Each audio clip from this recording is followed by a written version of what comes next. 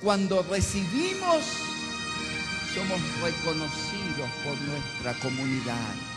Cuando vivimos en escasez, nos puede pasar la experiencia de Job. ¿Qué pecado tendrá el pastor Rivero? ¿Qué habrá hecho el pastor Rivero? ¿Por qué Dios lo está tratando así? Perdone, amigo. ¿Por qué Dios lo está tratando así? Es todo lo contrario. Hermanos, pero cuán difícil es decir, lo que Dios no nos da es prueba del amor de Jehová. Lo que Dios no nos da. Si el ser humano entra en conflicto con Dios por algún asunto particular, es cuando Dios no le otorga lo que su corazón anhela. ¿Dónde estás? ¿Por qué no me escuchas? ¿Por qué no me das lo que yo pido? Dios no existe. Me alejo de Él. Lo omito. Ahora, hermanos, el asunto es más delicado todavía. Hay cosas que no se nos da o que un padre no da porque sabe que le va a hacer daño a su hijo. No estoy hablando de eso. Ese no es el tema de esta noche. Por lógica, un padre no entrega a su hijo lo que le hace daño. Por ejemplo, tu niño tiene 2, 3 años, descubre un cuchillo, ¿tú vas a permitir que él juegue con el cuchillo? Por supuesto que no. Un padre sabio sabe que no va a dar a su hijo algo que le hace daño. Al final, la criatura comprende esta realidad. Yo era un pastor joven en cierto lugar del mundo y una vez la tesorera de la iglesia me dijo: pastor, ayúdeme. Un pastor joven, inexperto. Mi hijo va a cumplir 15 años dentro de 2 meses y me ha pedido que le regale una motocicleta. ¿Qué piensa usted, pastor? ¿Yo debo regalársela? Ella era una mujer viuda. Le dije: hermana Dorita, yo no voy a tomar la decisión por ti. Tú tienes que tomarla, pero si fuera mi hijo, yo no le regalaría una motocicleta. Algunos jóvenes se van a enojar conmigo hoy, pero esa es una herramienta que debe ser usada por personas que tienen cierto nivel de madurez emocional. Si tú pones eso en manos de un muchacho de 14 años, mi esposa dice: vaya ahorrando para el cajón. La hermana Dorita tomó la decisión de no comprarle la moto. Y el muchacho comenzó a viajar en moto con los amigos del colegio que tenían moto. Se accidentó y hoy tiene 45 años y es cuadrapléjico. No estoy hablando de lo que Dios no te da porque sabe que te va a hacer daño. Esa es una actitud congruente, lógica.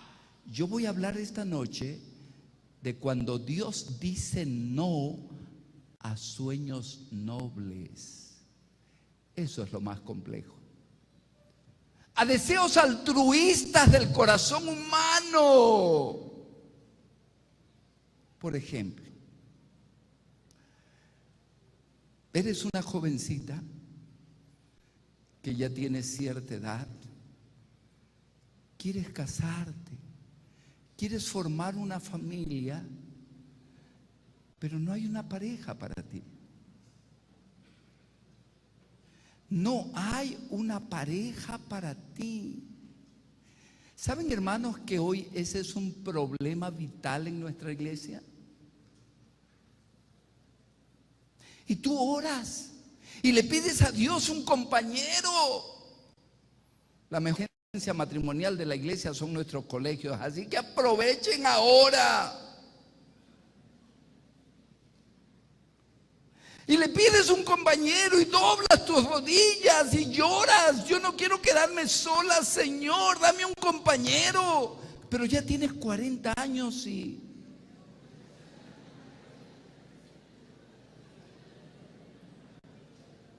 el compañero no vino. No vino. Es impresionante que en muchas de nuestras instituciones de iglesia hay tanta dama sola. Y sabes, se vive una tragedia interna. Se vive una tragedia interna. Ayer alguien me dijo algo que tocó mi corazón. Voy a comentar algo cortito porque sé que nadie va a poder identificar. Me senté al lado de una persona y esa persona me dijo: yo no creo, pastor, que es una coincidencia que hoy se haya sentado junto a mi lado. Y comenzó a abrirme su corazón y a contarme su experiencia. Sufría de una soledad profunda en su vida. Y entonces esa persona se cuestiona: Señor, tú creaste el hogar como una institución social básica para que los seres humanos se desarrollen personal y colectivamente. Yo no puedo concebir la felicidad completa fuera del círculo de la familia. Y el que te dice eso no sabe lo que dice. Señor, es un sueño noble. ¿Por qué no? ¿Por qué no? Te pongo otro ejemplo. Una linda pareja de esposos sueña con hijos, hacen su tarea,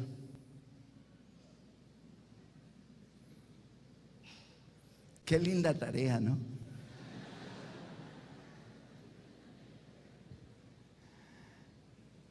Pero los hijos no llegan. No llegan. Y van de especialista en especialista y los hijos no llegan. ¿Cuántas personas no han venido donde mi esposa y donde este servidor? Pastor, ¿por qué no? ¿Por qué no? ¿Por qué Dios nos dice no? Cuando Dios dice no a un sueño noble. Les pongo un ejemplo más denominacional, difícil. No se van a enojar conmigo. Si se enojan igual, tienen doble tarea. Además, dentro de una semana yo me voy. Una vez me tocó estar en un congreso pastoral en cierto lugar. Y me tocó compartir la pieza con un compañero pastor. Y como la tercera noche, yo era parte del cuerpo administrativo de ese lugar, en ese país. Y el pastor era un pastor de iglesia. Y el pastor me dice una noche: pastor, ¿sabe? Mi sueño siempre ha sido ser presidente de misión. ¿Un sueño noble? Depende de la motivación. Si la motivación es el servicio, es un sueño noble. Si la motivación es reconocimiento, estás equivocado. Pero pastor, nunca he podido ser presidente de misión. Y ya tengo 35 años de servicio. Pastor, ¿por qué no?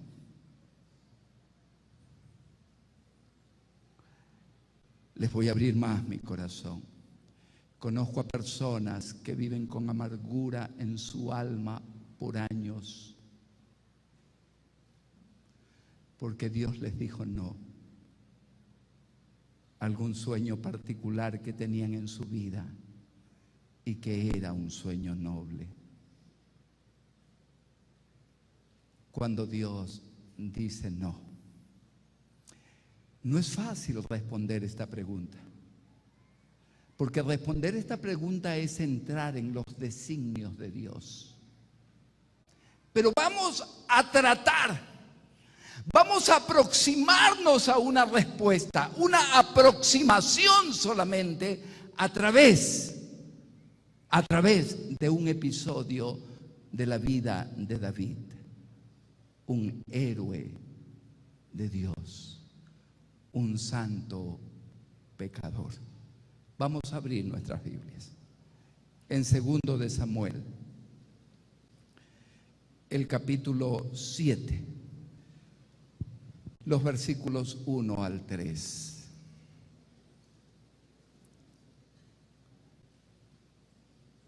Segundo de Samuel 7, 1 al 3. Vamos a leer este pasaje como cada noche, de manera antifonal. Yo voy a leer el 1, ustedes el 2 y yo leo el 3.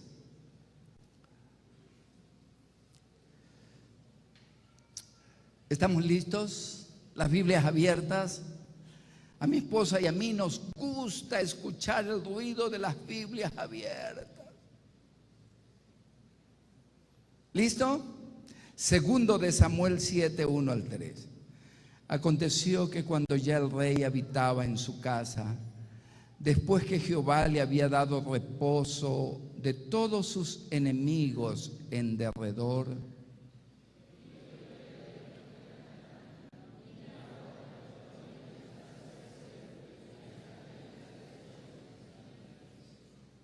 y Natán dijo al rey: anda y haz todo lo que está en tu corazón, porque Jehová está contigo. Hasta allí nomás, hasta el verso 3. Hermanos queridos, este es un episodio particular en la vida de David. David está disfrutando en estos momentos de un rato de quietud. Algo extraño en la agitada vida de este guerrero de Dios. Algo extraño. En primer lugar, el relato bíblico me dice que está disfrutando de un descanso nacional. No hay aprestos de guerra, no hay ejércitos invasores, no se están preparando para expandir el territorio del pueblo de Dios. Los gigantes se han detenido, porque saben, con David pasó algo interesante. Después de vencer a Goliat, todos los gigantes del mundo conocido querían enfrentarse con David. Yo no soy adventista de cuna, y cuando era un chiquillo de 12 años me encantaba una serie de televisión llamada El Tejano. Era el pistolero más rápido del oeste, pero cada vez que vencía a otro pistolero, nuevos venían porque querían arrebatarle la gloria. Muchos gigantes quisieron arrebatar la gloria de que David había derrotado a Goliat. La casa de Saúl prácticamente había desaparecido del planeta. Así que él tenía descanso nacional. Tenía descanso familiar. Hermanos, la familia de David vivió experiencias terribles. Violaciones, estupro, asesinato. Pero ahora disfrutaba de un cuarto de hora. Estaba sentado en una poltrona, en la sala de su casa. La mayoría de sus esposas tejían juntas, riéndose. Una de ellas estaba junto a él le rascaba la rodilla. Un siervo o una sierva con una hoja de palmera abanicaba el aire. Y en la chimenea del fondo había un letrero que decía Shalom. Descanso nacional. Descanso familiar. un momento de reposo, tenía descanso financiero. La vida de David fue terrible. Él, siendo un muchachito, fue un seminómada, porque todos sus hermanos pertenecían al ejército de Saúl. Así que el pastorcito de las ovejas de esta familia era David. Y David tenía que deambular con su rebaño para encontrar hierba buena. De los 13 a los 30 años fue un perseguido de Saúl. Desde los 17 a los 30 años. 13 años que vivió en cuevas. El ungido de Dios. Porque la persona que ostentaba el poder en su momento lo persiguió incansablemente.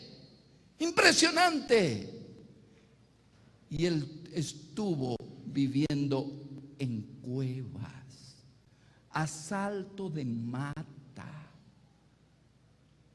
Pero ahora está en el palacio. Tiene un hermoso palacio, un lindo palacio. Las canteras venían de Asiria, los cedros del Líbano, el piso de mármol. Me imagino que tenía un vaso de jugo de uvas enorme, enorme. Y allí, disfrutando de las comodidades del palacio, David experimenta un sentir noble, profundamente noble. Él se sintió terriblemente mal de que él vivía de esa manera y el arca de Dios moraba bajo un cuero viejo y sucio. Qué lindo, ¿no? El joven que hizo la presentación esta noche dio una frase que se expresa varias veces sobre David. Un hombre de acuerdo a su corazón. Y cuando esa frase se expresa, la gente piensa en Betsabé y Urías. Así son nuestros pensamientos. ¿Sabes tú que los expertos en la conducta humana señalan que el 60 al 70 de tus pensamientos diarios son negativos? De eso vamos a hablar el miércoles. Pero aquí hay un ejemplo maravilloso de por qué David es un hombre de acuerdo al corazón de Dios. Yo estoy en un palacio y mi Dios en una pocilga.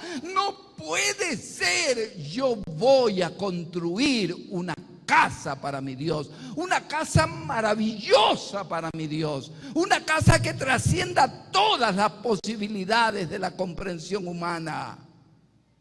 ¿Un sueño noble? Depende de la motivación. Dejé mi país hace pocos días en un conflicto terrible, muchas obras, muchas cosas, mucho progreso físico, pero mayor número de contratos, mayor número de coimas. Si la motivación es esa, terrible. Si la motivación era que todo el mundo sepa que este fue el templo de David, que este es el templo que yo erigí. Si la motivación era que su nombre permanezca en el tiempo y que sea reconocido, el hecho, el acto no tenía valor. Pero la motivación de David es noble. Él no podía vivir en un palacio y que Dios viva bajo una carpa vieja, arrugada y sucia. Y cuando ese deseo viene a su corazón, David llama a su amigo y confidente, al profeta Natán, y le dice: Natán, mi corazón desea hacer un templo para mi Dios. Y Natán le dice: haz lo que quieras, porque Jehová está contigo. Voy a meterme en un problemita esta noche. ¿Sabes que los profetas también se equivocan? ¡Por supuesto! Ser profeta es un ministerio que proviene de un don. El profeta no está vestido de impecabilidad. Es un héroe de Dios y puede ser también un santo pecador. Natán se equivocó, Moisés se equivocó, Juan se equivocó. No voy a decir lo que iba a decir, porque esto requiere todo un trasfondo teológico. Pero solo te pregunto, ¿Ellen White se equivocó?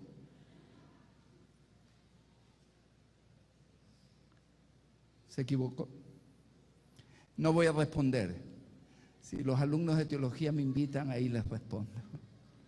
Pero los profetas pueden equivocarse. No equivocarse en el proceso de transmisión de la revelación divina, porque el Espíritu de Dios protege el proceso.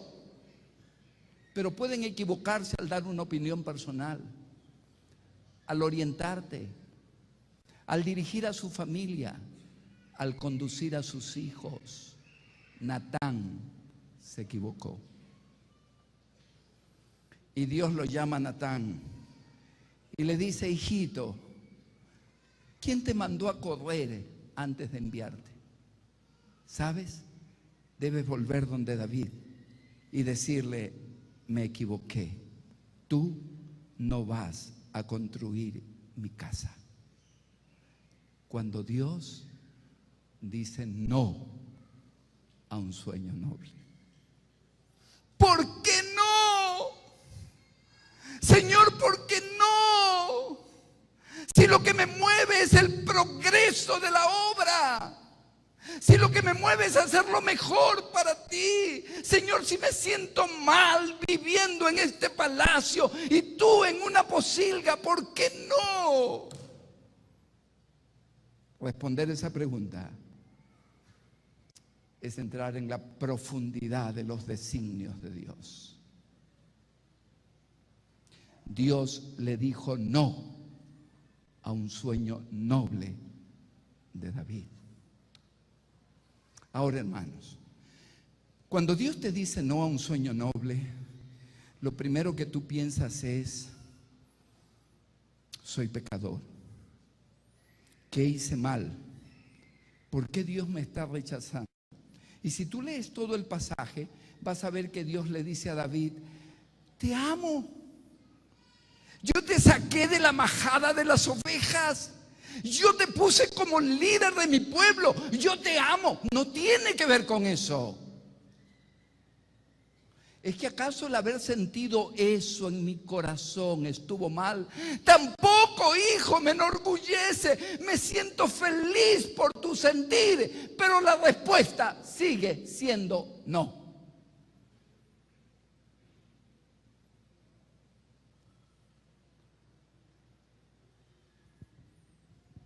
Y ahora, aquí es donde mucha gente se revela. ¿Por qué no, hermanos? ¿Por qué no a un sueño noble? ¿Por qué no? Pastor, perdí mi trabajo por el sábado. Pastor, me he capacitado para obtener este nuevo trabajo. Pero pastor, no, ¿por qué no?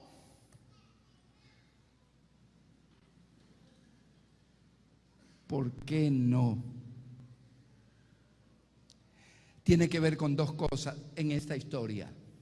Mi aproximación de respuesta a la pregunta tiene que ver con dos cosas en esta historia. Primero, el no pertenece a la soberanía divina. Vamos a explicar esto. Tú eres la criatura, Él es el creador. Él sabe lo que es mejor para ti. Pero, pastor, casarme es la voluntad de Dios. Tener un hijo es herencia del cielo. Construir un templo es para la gloria de Dios. Si Dios es el soberano, Él determina lo que es sí y lo que es no para tu vida. ¿Sabes que una de las dimensiones más profundas de la dependencia del hombre hacia Dios es aceptar un no de Dios a un sueño noble? Te voy a poner una ilustración. Conozco a una dama que tiene un hijo de 37 años, que está soltero. Y esa dama casi todos los días ora diciéndole a Dios: Señor, dale una buena esposa para mi hijo. ¿Un sueño noble? ¿Un sueño noble? Pero él sigue soltero. Un día, cuando esta dama me contó su historia, le dije: hermana, ¿tú no has pensado en la posibilidad de que Dios quiera que tu hijo quede solo? Es que no puede ser, pastor, no puede ser. Dios quiere que nos criemos dentro de un círculo de familia. Sí, esa es la regla, pero Dios tiene excepciones. Y si en la soberanía de Dios Él ve que lo mejor para tu hijo es quedar solo, ora que se haga su voluntad soberana sobre tu vida. No nos damos cuenta cómo a veces presionamos el accionar de Dios desde nuestra óptica y desde nuestra posición. Si tu sueño es noble, si tu sueño es hermoso, pero Dios te está diciendo no, respeta la soberanía divina sobre tu vida. En segundo lugar, en esta historia, el no de Dios a un sueño noble tiene que ver con el propósito de vida, con la misión.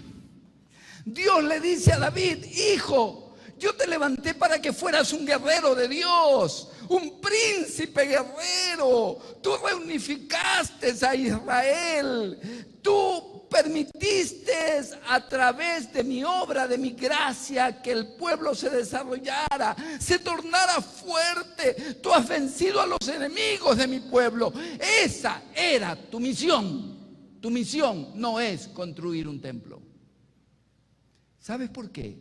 Porque el propósito de vida lo entrega Dios, no nosotros. Lo común es que nosotros hagamos nuestro propósito de vida. Yo nunca quise ser pastor, hermanos. Yo soy pastor porque un día Dios dobló mi cerviz y me llevó hasta el polvo. Yo estudiaba ingeniería. Era ayudante de cátedra en la universidad donde estudiaba. Era mi sueño ser ingeniero. Ese era mi propósito de vida. Pero Dios tenía su propósito para mí. Dios tiene un propósito de vida para cada uno de ustedes. Y le explica a David: hijo, mi propósito era que tú fueras un guerrero de Dios. Mucha sangre corrió por tus manos. Yo no quiero que el que me construya el templo sea un guerrero de Dios. Yo quiero que sea un rey sabio, un hombre de paz. Tengo un propósito de vida para otro hombre. Ese hombre me va a construir el templo. Me impacta esto, hermanos. Me impacta. Porque cuántas veces en mis 41 años de ministerio me he equivocado personalmente. Cuántas veces he buscado mis propósitos personales de vida y no el propósito que Dios tenía para mí.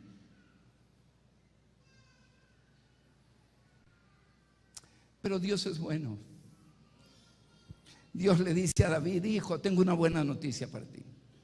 Tengo una buena noticia.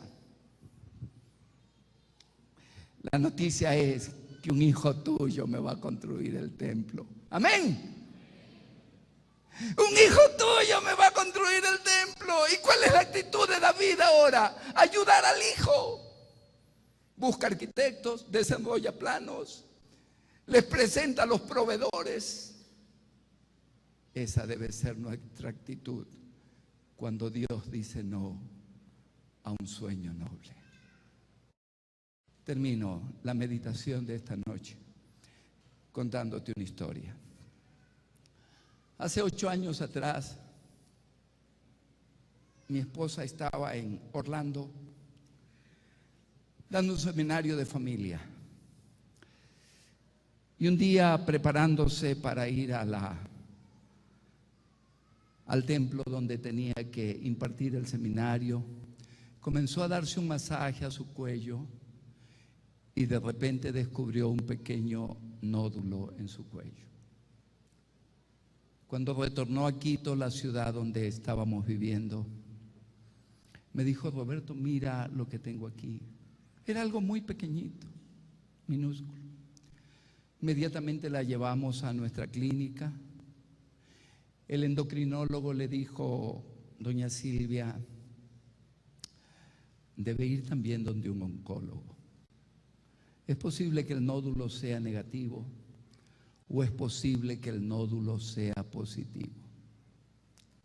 Así que ella fue donde el oncólogo y después de varias peripecias detectaron uno de los cánceres más terribles que puede existir en este planeta. Se llama cáncer medular. No es el cáncer a la médula, es un tipo de cáncer. No hay quimioterapia, no hay radioterapia, no hay tratamiento. La única forma de enfrentarlo es por cirugía, siempre y cuando las células cancerígenas no hayan hecho metástasis en alguna parte vital. La noticia fue devastadora para este par de esposos. Y comenzamos a orar de que Dios la cure, que Dios la cure. Y a veces yo decía personalmente: es una mujer que está dedicada a ti, Señor, cúrala. Señor, tú me la diste por esposa, cúrala. Un sueño noble, un sueño noble.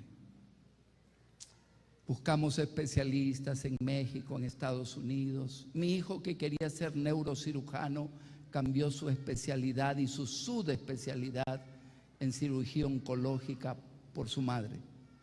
Estudió el caso de su madre a fondo. Ella fue operada 3 veces. Su garganta es un laberinto. Perdió la voz, no podía hablar, lloraba. No había posibilidades de que su voz la recobrara. Y ella en su oración a Dios era: Señor, cúrame. Se enojó un día con Dios. Y después de enojarse con Dios, un día vio en un sueño, durmiendo, no es profetisa, no es sueño profético, en un sueño, vio a personas que oraban por ella. Y le dijo a Dios: Señor, si no me escuchas a mí, escucha a la gente que ora por mí. El cáncer permanecía. Los indicadores cancerígenos estaban presentes. ¿Por qué no? ¿Por qué no a un sueño noble? Porque Dios es soberano. Porque Dios es soberano.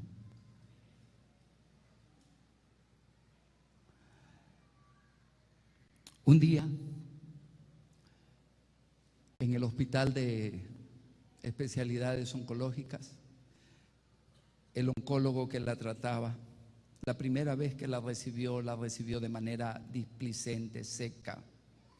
Él sabía que ella era esposa de pastor. Y mi esposa iba continuamente a las consultas con él. Hasta que cierto día, en su devoción personal matutina, ella sintió la impresión de una voz que le decía: llama a tu médico. No eran amigos, una relación bastante lejana de paciente con médico. Y a las 6 de la mañana lo llamó. Yo no sabía, si a mí me hubiera dicho, si a mí me hubiera preguntado, le hubiera dicho, no lo llames. Lo llamó. Le dijo, doctor, discúlpeme, pero he sentido la impresión divina de que él me pedía que lo llame por teléfono. Al comienzo un silencio y después un sollozo profundo que devino en un llanto.